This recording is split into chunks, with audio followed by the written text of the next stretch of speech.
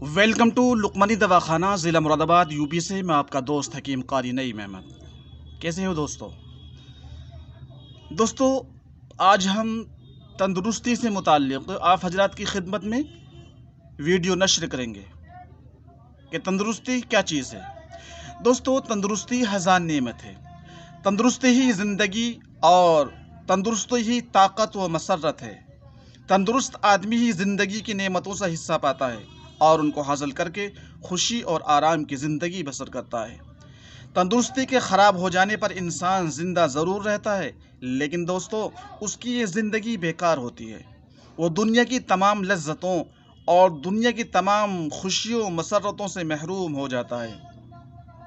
ना तो ऐसा शख्स खुद खुश रहता है और न ही दूसरों को खुश रख सकता है।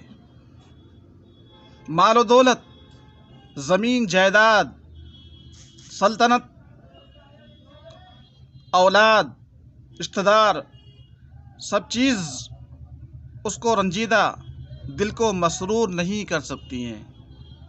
वह एक मुसीबत में मुब्तला होता है। उसके साथ अहल व अयाल और दूसरे अजीज़ व रिश्तेदार भी दुखी रहते हैं। अगर वही कुनबे की परवरिश और उसकी ज़रूरियात का ज़िम्मेदार होता है तो ख़ानदान भर को ज़बरदस्त मुसीबत का सामना करना पड़ता है।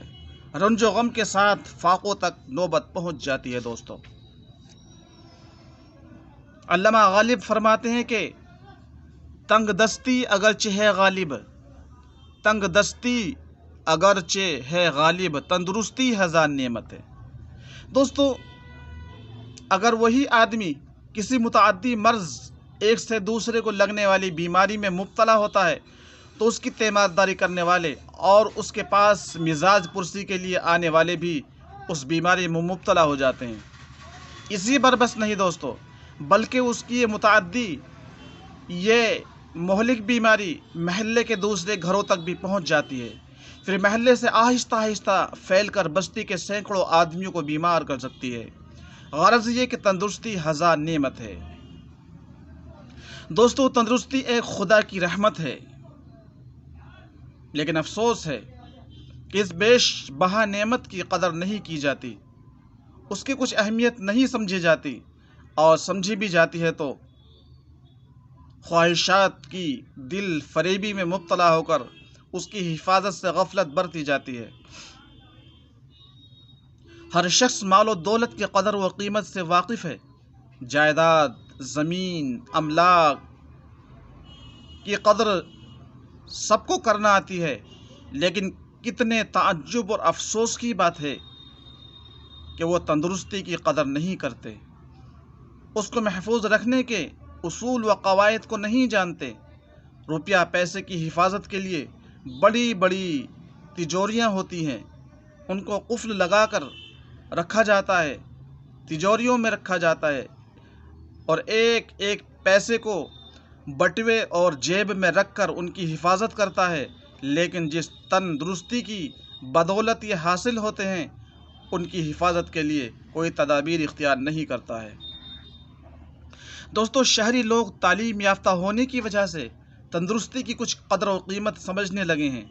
शहरों में म्यूनसिपल कमेटियां कायम हैं जो शहरियों की तंदुरुस्ती की बड़ी हद तक जिम्मेदार हैं। शहर के गली कूचों और सड़कों की सफाई, साफ पानी की मुहिम रसाई और अशाए खुर्दनी की मुनासिब निगरानी के अलावा आवाम को तंदुरुस्त रहने के उसूल तरीक़े बताती रहती है। लेकिन हमारे देहाती अभी इस बातों से महरूम है।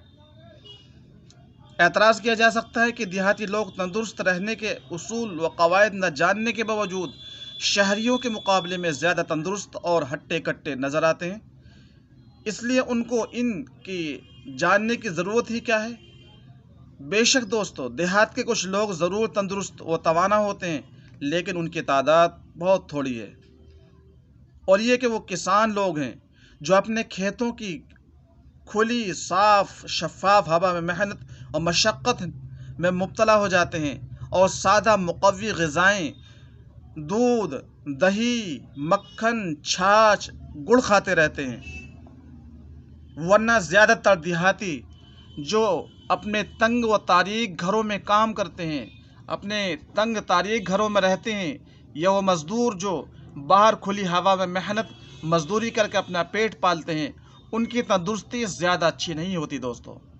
وہ کام تو زیادہ کرتے ہیں لیکن کھانے کے لیے اچھی غذائیں میسر نہیں۔ دودھ، مکھن، گھی تو درکنار، ان کو پیٹ بھر کی روٹی بھی نہیں ملتی ہے۔ دیہاتی عورتوں اور بچوں کی حالت بہت زیادہ خراب ہے۔ اکثر عورتیں کسی نہ کسی زنانہ مرض میں مبتلا ہو جاتی ہیں،